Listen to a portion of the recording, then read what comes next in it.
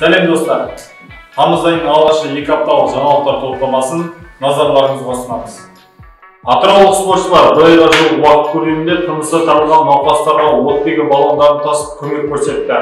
Еріктілерден құралған жергілікті спортшылар облыстық ауруханаларда шілде айынан бастап көмекке келген. Кейін аудандық ауруханаларда ақ халатты абзал жандарға қол ұшын беріп, лас аймақтарда да жұмыстар атқарған.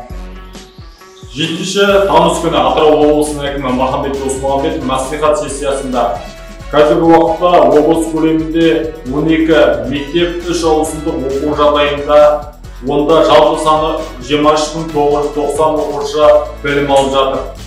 Аталған мәселені шешу үшін 3000 орындық 4 мектеп құрылысы жүргізіліп жатырғанын, сонымен қатар 1800 орындық 3 мектеп құрылысы жоспарға енгізілгенін атап өтті.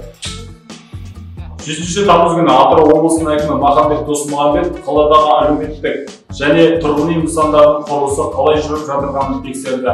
Өңір басшысы Бейбарыс даңғылының көпірі мен жастар саябағына дейінгі жағалау бөлігін жұмыстарын тексерді. Жүргізіліп жатырған жұмыстардың кемшілігіне тоқталды.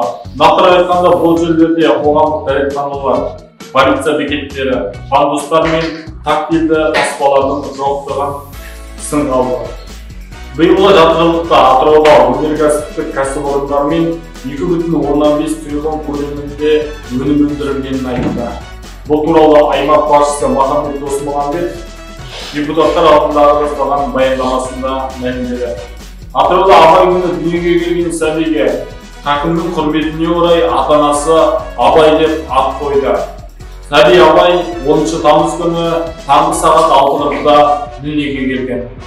Атырау облысында мәңгілік Абай атты Абай күніне орай онлайн телемарафон өтті. 10 тамыз күні Абай күніне орай ұйымдастырылған телемарафон көпшілікке Атырау телеарнасы және облыс әкімдігінің әлеуметтік желілері арқылы таратылды. Атырау облысында 15 мыңнан аса оқушыға мектеп компьютерлері пайдалануға беріледі. Атырау облысы білім беру басқармасының басшысы болып Сатқан Ыбырайұлы Есенғалиев тағайындалды.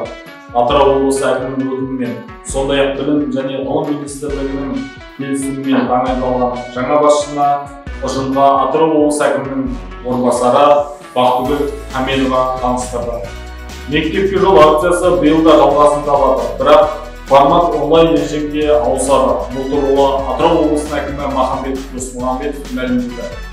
Өңірде 17 тамыздан бастап 13 әлеуметтік маңызы бар маршрут жолаушылар тасымалын қайта жаңғыртады.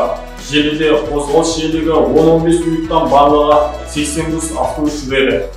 Автобустар сағат таңғы 7-ден кешкі 8-ге дейін қатынайтын болады.